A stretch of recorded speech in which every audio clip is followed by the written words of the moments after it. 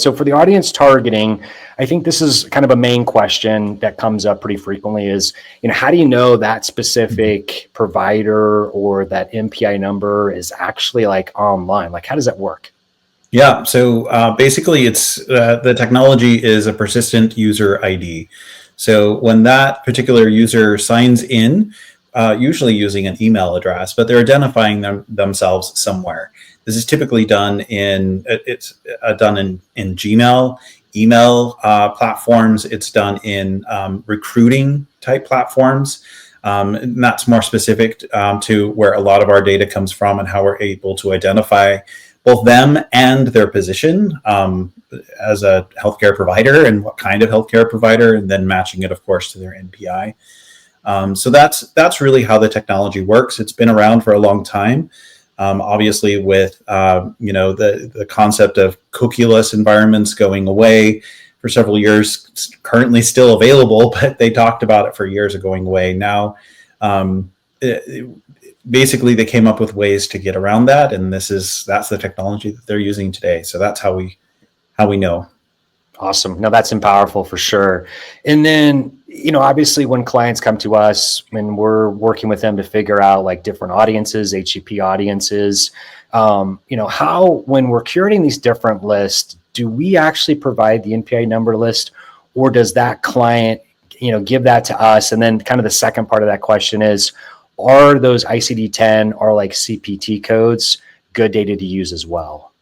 Cool. Yeah. So the answer is yes for both. So we can either curate the list for them, and we can build up that list. There's a whole list of different criteria, including ICD-10, CPT codes. You could do it not just by, do they use this or have they used this code frequently or recently, but you can also do it by how much, right? So you could rank a list. So if it's a long list of providers that are using particular procedural code, you could rank it and say, only the top ones or maybe the lower ones because you want to get more. This gets really interesting because there are particular codes attached to also prescriptions. So if you're targeting a specific competitor, this could be a way to get your diagnostic, your test in front of the audience that's using a competitive product or a complementary product for that matter.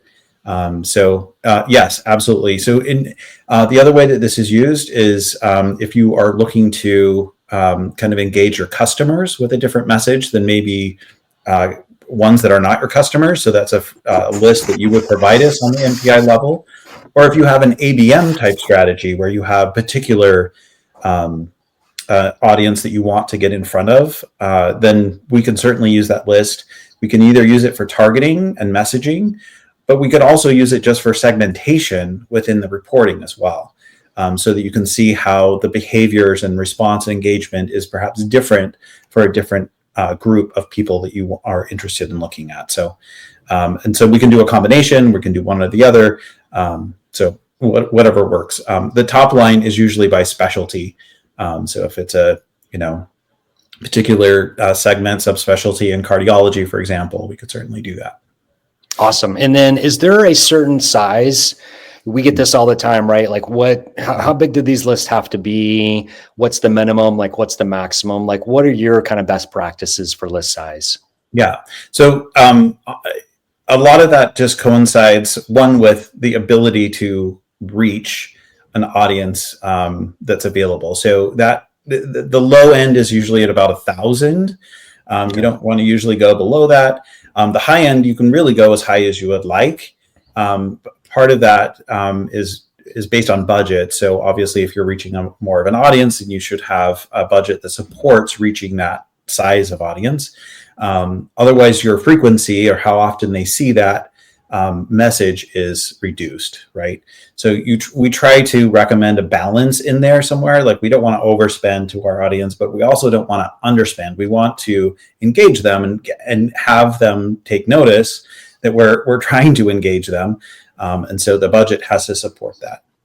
Gotcha. No, that's wonderful. Because I know, some clients in the space, again, whether it's diagnostic, healthcare, life science, or even medical device, like sometimes they have a really niche audience, and it's really a small amount. So sometimes it could be under 1,000, but I think what you're mentioning is sometimes we're layering in frequency, right? So sometimes where you don't want to over like saturate that audience, but at the same time, there could be different tactics that you could layer in there. And I know we'll get into some of that when it comes to implementation. So Yeah. the way you're kind of saying is right around kind of that 1,000 mark would be kind of that minimum to actually be a viable test to run this type of campaign. Yeah.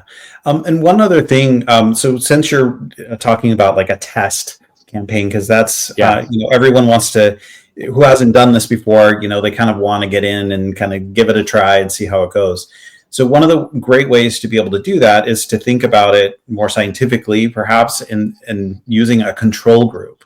So some of our clients are doing that as well, where they want to be able to measure the performance and the return that they're getting from this type of advertising investment, right?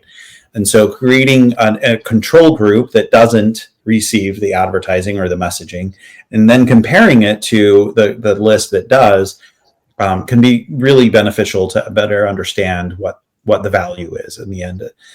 So keep that in mind as you're creating that list, because you could also create a bigger list and then take out a portion, 10% or so, for your control group to compare against.